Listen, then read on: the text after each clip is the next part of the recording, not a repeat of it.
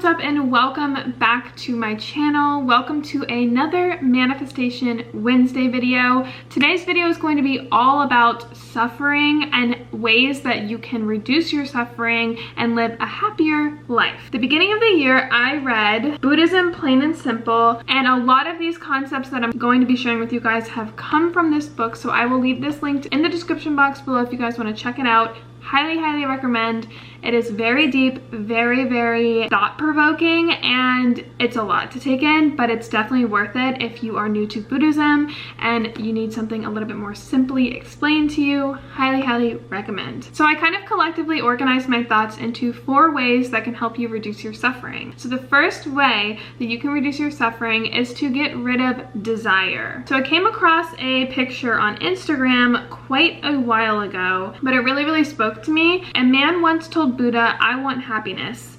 Buddha replied, "First remove I, that's the ego, then remove want, that's the desire, and now all you're left with is happiness." Basically saying that a huge portion of happiness has to do with desire and wanting things. If you think about it, a lot of the times when we are craving things, whether that's like physical, materialistic, relationship-wise, or things for yourself, I feel like if you kind of take a look at your scenario, a lot of the times the suffering comes from wanting something more or extending things and wanting and having that desire of attaining these things. Whenever you're feeling this sense of deep desire and striving for wanting more and having the idea or concept that you don't have it and that's why your life sucks and you feel a lack of any sort of thing because you don't have a specific thing, whether it be money, relationships with people, materialistic things, all of that, I feel is a great sign for yourself that you're not showing enough gratitude in your life because you are ungrateful for the life that you're living and you feel that you're not living the best, most fulfilling life for yourself because you don't have X, Y, and Z. It's kind of taking back from what you do have and experiencing everything that's great in your life now. You're kind of like saying, I will be happy once I have this, or once this thing happens to me. And that is desire. I'm actually gonna look up desire right now. What is the actual definition of desire? A strong feeling of wanting to have something or wishing for something to happen.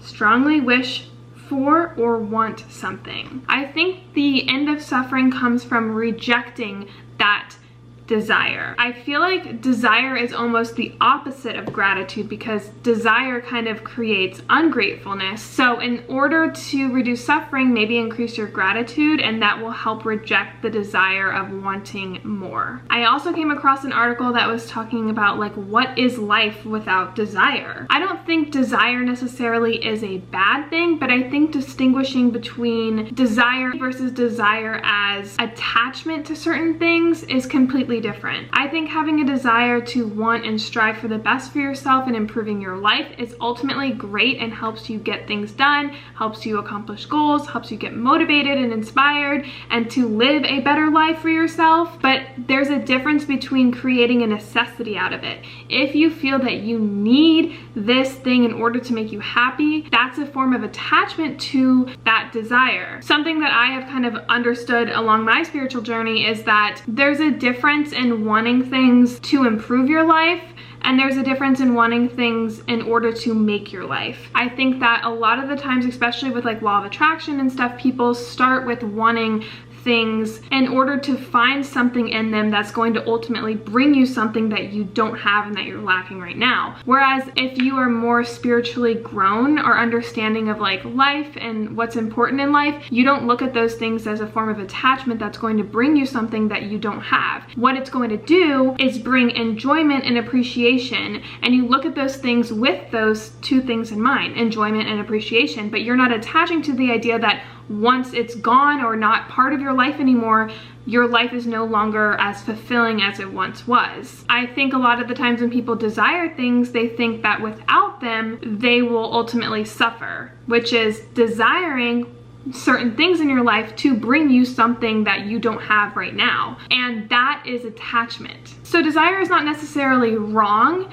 desiring for the wrong reasons, I feel personally is. And that's ultimately what brings a lot of suffering in people's lives. So the second way to reduce your suffering is to realize that nothing exists without the other. And this is something that I personally don't think I've fully understood and grasped. Like, I have it in my mind and I feel like it's a seed right now, and I'm like trying to like expand from the ideology that was like planted in my mind from the book.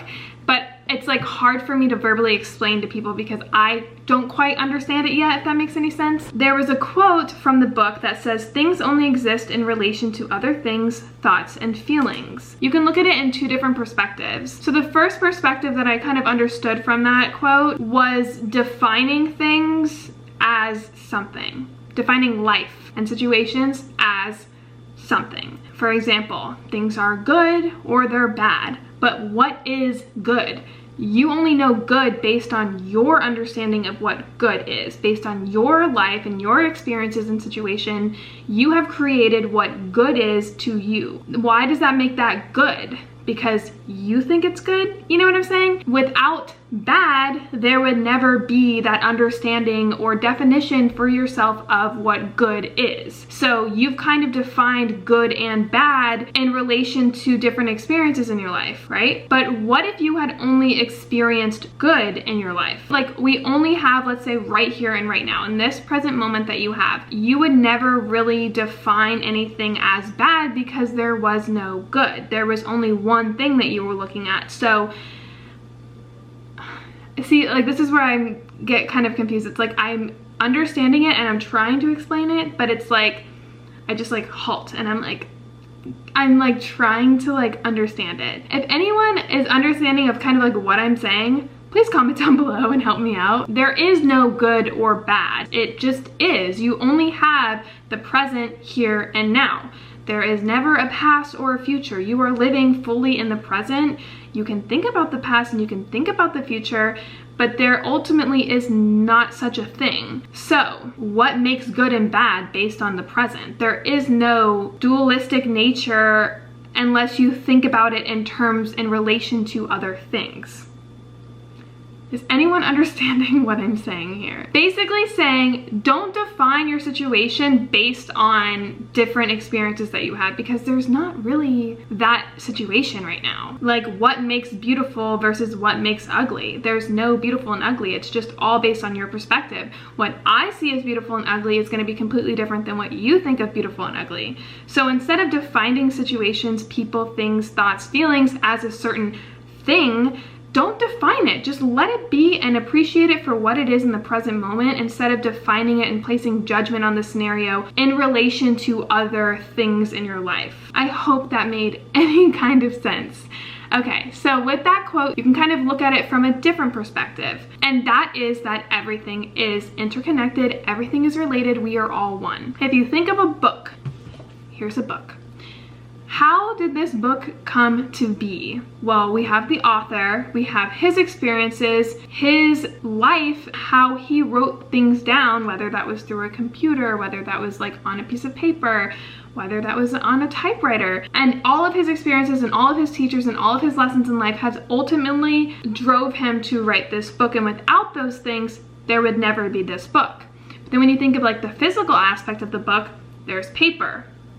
Okay, where does paper come from? It comes from the trees. Well, we needed the person to invent paper in order to even get paper, so we needed him. And then we needed the company who created the book, who actually printed the book. We need the publisher, we need all these different things. Like, that's just so minuscule. I bet you there have been millions and millions and trillions of things that have had to happen in order for this book right here to be with me right now. And when you look at things like that, how they're all interconnected, it's almost like a spider web.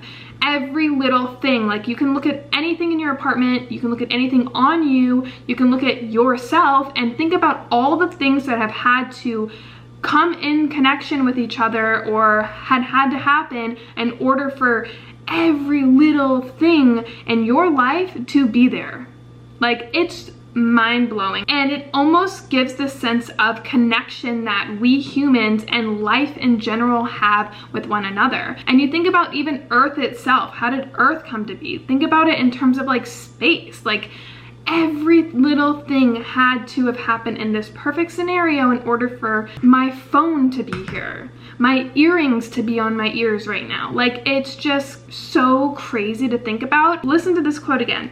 Things only exist in relation to other things, thoughts, feelings. All three of those things, even your thoughts and your feelings, all stemmed from something that have, again, been connected and have played into this role of creating this feeling for you or this thought for you. When you take a step back and look at life like that, you almost get this super overwhelming sense of appreciation for life, connection in life, and an awe for life. And that is a completely ego softening feeling to have, and it almost is like an awakening feeling. And that can also end suffering by appreciating and having this really deep sense of awe in life. So the third thing that I actually found this morning, and again, I found it on Instagram. You have 3 brains. You have your head, the seat of logic and intellect. However, the unconscious mind directs around 90% of your behaviors. Then you have your heart. There are more neural pathways running from the heart to the head brain than from the head brain to the heart. And then you have your gut. 90% of the body's serotonin involved in mood management is produced in the gut. Now we know that the heart and gut have intricate networks of neurons, hormones, and neurotransmitters that communicate with our brain and affect our perceptions, mental processes, feelings, and performance in profound ways. Think about all 3 of your brains and the impact that it has on your overall mood. And when you take care of those 3 brains and make them a priority, I feel like that will immensely create an overwhelming sense of happiness and reduce a lot of suffering in your life. Let's first think about the brain. Some things that you can do to take care of your brain is proper rest, mental exercises, as well as meditation and quieting out your thoughts. Moving over to your heart, some things that you could do is obviously through your diet, you can keep moving, participating in cardiovascular endurance, and then over to the gut, you can again look into the food that you're putting into your body, hydrating with water, taking a probiotic, participating in self-love, and reducing your stress levels. I feel like when you take care of those 3 things, those 3 brains, you will ultimately reduce your suffering. And the fourth and final way to reduce your suffering is connecting with other people. So I ran across a study that was done a couple years ago, and I found out that it was like the longest study on happiness. It's been over 80 years of this study of what ultimately creates happiness and a long, fulfilling life. And they said that the #1 thing was not like your body and your physical health, which is very important, but it wasn't the case when they ultimately had found out what drove people to like living longer and a happier, more fulfilling life. What they found was that the people with the most quality relationships were the people who lived longer and happier. Think about that for a second. Not the quantity of your relationships, but the quality and overall happiness within those relationships that make you live longer and live a happier life. So finding ways to stay connected to people, whether that's just being around people, connecting with people, taking care of other beings, appreciating these people is super, super important. I have recently kind of like got out of my little comfort zone of my apartment because I do work from home. I joined a gym, so I'm around a lot of people. I can talk to people. Like, I know that sounds crazy, but like working from home, it's kind of hard to like connect with people because everyone's like working their 9-to-5 job. I constantly am like up on my friends, like trying to go do things. I love my family. I have Noah. I find gratitude when I'm with them, especially. Like, I feel like now that I've understood this concept, I am so much more grateful, and I don't hold back the gratefulness when I'm around these people of how important they are to my life. And having this human experience and this connection with people is what will make you feel very, very fulfilled. Whether you're an introvert, extrovert, whatever it is, being around people and having good quality relationships is extremely important. So help others, be more involved with others, connect to people. I read 5 People You Meet in Heaven, and I feel like that's a really, really good book if you're trying to understand the connection that we all kind of have on one another. He said in that book, one of the quotes was, "Strangers are just family we have yet to meet." I think that's what it was, something similar along those lines, basically saying like every person, like if you had gotten to know them maybe and put them as a priority in your life, like you can ultimately connect with them on some level and create a very like almost family bond with people. And I think it's just really important to put your relationships, it's a really really top priority in your life. Again, don't think about it as quantity of relationships. It's more so the quality of your relationships that is more important. So that is it for this video. I hope you guys enjoyed it. If you guys did, please give it a thumbs up, and I will see you guys all in a future video. Bye guys.